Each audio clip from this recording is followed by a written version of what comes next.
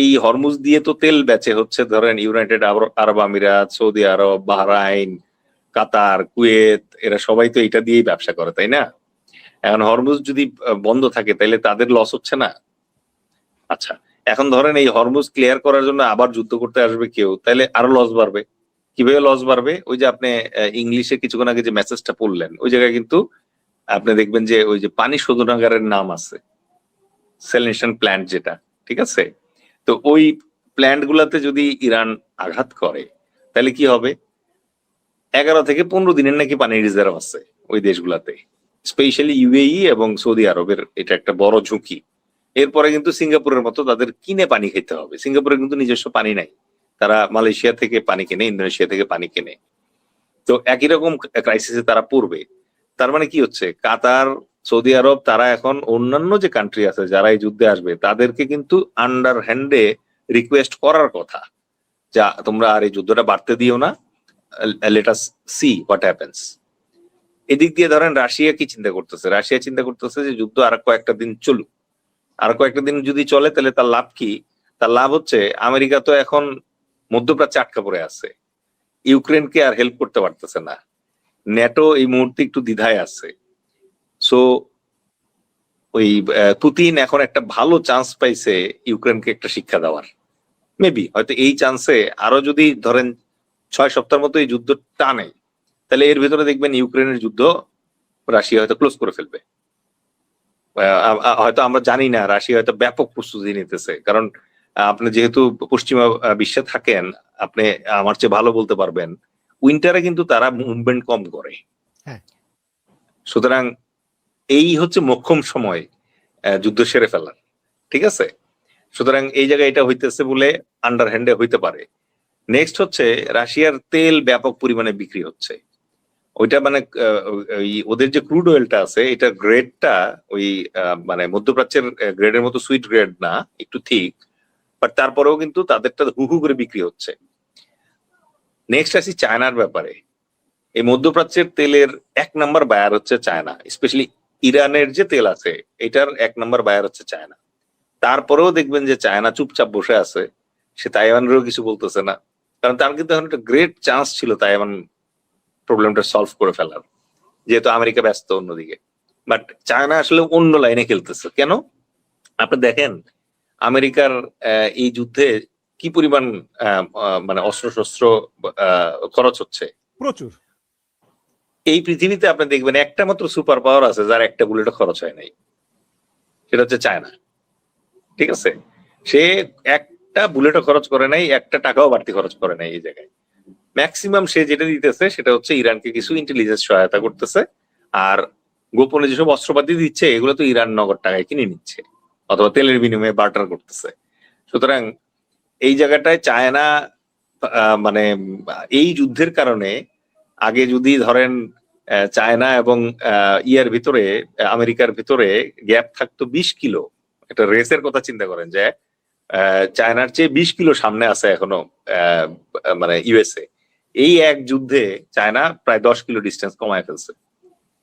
এবং সে এখন খালি ওয়েট করতেছে যে যুদ্ধটা আরো 4 সপ্তাহ 6 সপ্তাহ যদি মানে যায়, যাওয়ার পরে সিচুয়েশন এমন হবে, অলরেডি ইরান বলতেছে যে যারা যারা ইউয়ানে মানে ডলারের বদলে ইউয়ানে তেল কিনবা তারা তারা হাতবর, তাদের জাহাজ আমি ছেড়ে দিব। কারণ কি হচ্ছে, আগে যেটা ছিল পেট্রো ডলার, এটা এখন ফ্লিপ করতেছে, ফ্লিপ করে এটা হয়ে যেতেছে পেট্রো ইউয়ান। কিন্তু ট্রাম্প বারে বলতেছে ইরান যুদ্ধবিরতির জন্য পাগল হয়ে গিয়েছে, রিকোয়েস্ট করতেছে আমাদেরকে। না এখন দেখেন যুদ্ধের সময় আপনি গোয়েবলসের নাম শুনছেন তো? গোয়েবলস ছিল হচ্ছে হিটলারের প্রচার মন্ত্রী।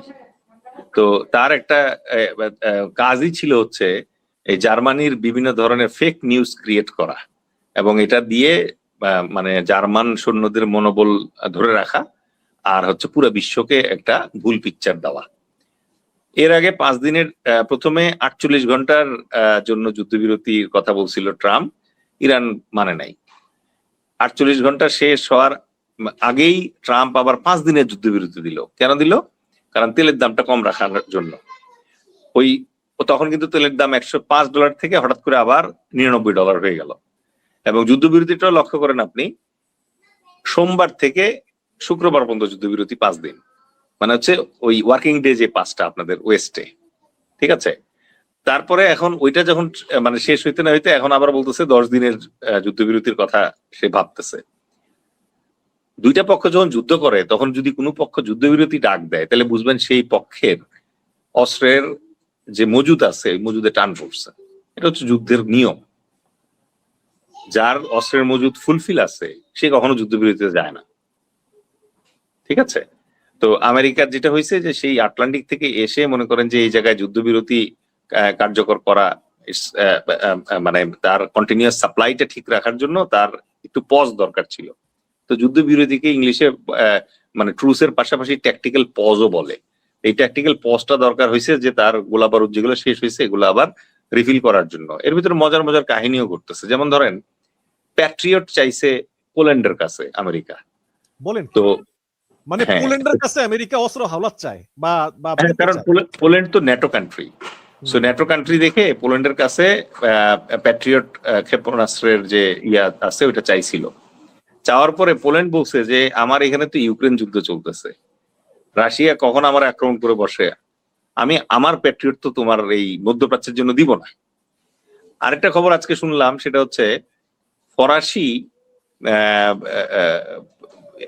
ইয়াতে প্রতিরক্ষা মন্ত্রী যিনি, মানে আমাদের দেশে কিন্তু প্রধানমন্ত্রী সবসময় প্রতিরক্ষা মন্ত্রী হয়, কিন্তু উন্নত বিশ্বে কিন্তু প্রতিরক্ষা মন্ত্রী আলাদা হয়। সো ফরাসি প্রতিরক্ষা মন্ত্রী এবং উনি একজন ভদ্রমহিলা, উনি একটা কমেন্ট করছে যে ন্যাটোর যুদ্ধ মধ্যপ্রাচ্যে গিয়ে যুদ্ধ করা ন্যাটোর কাজ না, ঠিক আছে। কারণ ইসরায়েল সম্ভবত ন্যাটো কান্ট্রি না, ঠিক আছে। সো এই জায়গায় মানে ট্রাম্প আবার হরমুজ ক্লিয়ার করার জন্য পশ্চিমাদের সহায়তা চাইছিল যে জাহাজ পাঠাও। এখন ইংল্যান্ডও নাকি জাহাজ পাঠানোর জন্য রাজি হয় নাই। এখন আবার ট্রাম্প হুমকি দিছে যে আমেরিকা ন্যাটো থেকে বের হয়ে যাবে, কারণ ন্যাটোরা তো হেল্প করলো না এই জায়গায়। কিন্তু এই জায়গায় আবার টেকনিক্যাল একটা ঝামেলা আছে, সেটা হচ্ছে যে ন্যাটোর যে আর্টিকেল 5 আছে, আর্টিকেল 5-এ বলা আছে যে ন্যাটোভুক্ত কোনো কান্ট্রি, যে 32টা কান্ট্রি আছে, তাদের কোনো একটা কান্ট্রি যদি কোনো থার্ড কান্ট্রি দ্বারা আক্রান্ত হয় তাহলে বাকি সকল 31টা কান্ট্রি মিলে ওই মানে কান্ট্রিটাকে হেল্প করবে। যেটা ধরেন ওই যে 9/11-এর সময় আমেরিকা এই ক্লজটা ব্যবহার করছিল। 9/11-এ যখন মানে ইয়াতে টুইন টাওয়ারে আঘাত হইলো তখন আমেরিকার বুশ বললো যে অ্যাজ পার আর্টিকেল মানে 5 ন্যাটোর সব কান্ট্রি এখন আমাকে হেল্প করো, আমি মধ্যপ্রাচ্যে এই ওয়ার এগেইনস্ট টেরর যেটা আছে এটা চালাবো, এবং তখন তারা হেল্প করছে। এখানে তো নেটোর কোনো দেশ আক্রান্ত হয় নাই, এখানে তো আমেরিকার আক্রমণ করে নাই তো আমেরিকাকে, রাইট। দুইটা এই লজিকের কারণেই ন্যাটোর অন্যান্য কান্ট্রিরা আসতেছে না। এক নম্বর হচ্ছে যে এইখানে প্রথম কথা হচ্ছে ন্যাটোর কোনো কান্ট্রি আক্রান্ত হয় নাই, দ্বিতীয়ত হচ্ছে এইখানে অ্যাকচুয়ালি মানে আক্রমণকারী হচ্ছে ন্যাটো কান্ট্রি, আক্রান্ত হয় নাই, ঠিক আছে।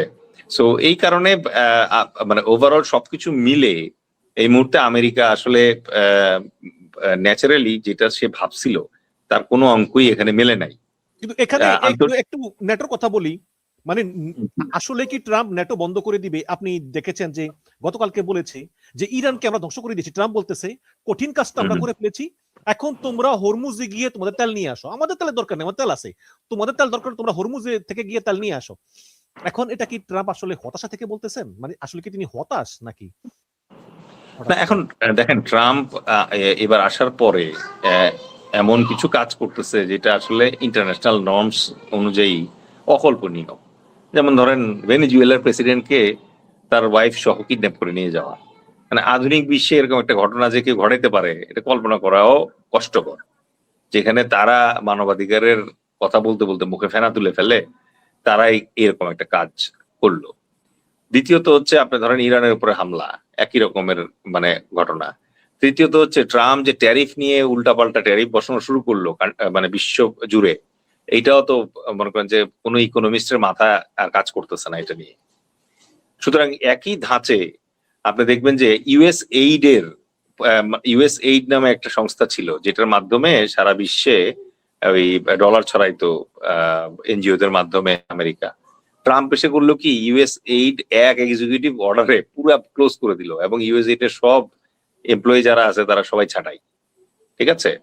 ইউএন থেকে সে ব্যাপক হারে আমেরিকাকে উইথড্র করলো। সো লক্ষণীয় বিষয়, জাতিসংঘের 26%, মানে টোটাল বাজেটের 26% একলা আমেরিকা দেয়। এটা এখন বন্ধ, ঠিক আছে? সুতরাং সে যদি এখন ন্যাটো থেকে বের হয়ে যেতে চায় এবং তার যদি এটা মনে হয় যে বাইরে হবে, সে কিন্তু চাইলে এটা বের হয়ে যেতে পারবে এখান থেকে। কারণ সত্যিকার অর্থে ন্যাটোতে ওই যে ইউএন এর মতো করেই ন্যাটোরও খরচের একটা বড় অংশ আমেরিকাই দেয়, বাকিরা কিন্তু অতটা দেয় না। এবং এই জন্য আমেরিকা, ট্রাম্প কিন্তু এর আগে একবার হুমকি দিছিল যে ন্যাটো যদি মানে আমাদের সবার সিকিউরিটির জন্য কাজ করে, তাহলে শুধু আমেরিকা কেন টাকা দিবে? তোমরা যারা টাকা দেওয়ার কথা তারা যদি টাকা না দাও, তাহলে আমরা আমাদের টাকা হয় কমায় দিব না উইথড্র করবো। তো হি ক্যান ডু দ্যাট, মানে ট্রাম্পের পক্ষে সম্ভব না। মানে সে কেন বলতেছে যে তোমরা আসো হরমুজ প্রণালী মুক্ত করো, যেখানে আমেরিকা নিজেই পারতেছে না, সেখানে ওরা আইসা করবে কি? না, ওরা তো আসবে না, কারণ এই যুদ্ধটা তো ওরা লাগায় নাই। সুতরাং এই জায়গায় ওরা এখন আসবে না। আর হরমুজ অবশ্যই পৃথিবীর ধরেন 20% ট্রেড হয় হচ্ছে হরমুজ দিয়ে, এবং হরমুজ দিয়ে বেসিক্যালি খুব ইম্পর্টেন্ট ট্রেড হয় হচ্ছে ক্রুড ওয়েল আর হচ্ছে এলএনজি, ঠিক আছে? এখন ইউরোপিয়ান বায়ার যারা আছে, চাইনিজ বায়ার যারা আছে, ইন্ডিয়ান বায়ার যারা আছে, তাদের জন্য এখন একটা পেইন চলতেছে, ইটস ওকে। বাট দেন তারাও কিন্তু অল্টারনেটিভ বাকি যে 80% আছে, সেই 80% থেকে কিন্তু আপাতত কাভার আপ করার চেষ্টা করতেছে। কারণ প্রত্যেকটা কান্ট্রি চিন্তা করতেছে যে হরমুজ ক্লিয়ার করতে গিয়ে আমি যদি যুদ্ধে জড়াই, ওইটার লস বেশি, নাকি মানে আরেকটু ওয়েট করি, যুদ্ধটা শেষ হোক, আমেরিকা একটু পিছায়া যাক, তারপরে আবার তো তেল পাবো আমরা, ডলারে না পেলে ইউএনএ পাবো, ওইটার লাভ বেশি। So they R waiting. আর এখানে আপনি ধরেন এখন আকাশে যে মিসাইলের যুদ্ধ দেখতেছেন, আপনি ভেতরের যে ডিপ্লোম্যাটিক যুদ্ধ চলতেছে, এটা একটু আন্দাজ করার চেষ্টা করেন। আমি আপনাকে কয়েকটা ক্লু দিই। এক যেমন? নম্বর হচ্ছে, এই জায়গায় যে হরমুজ বন্ধ আছে, এখন ধরেন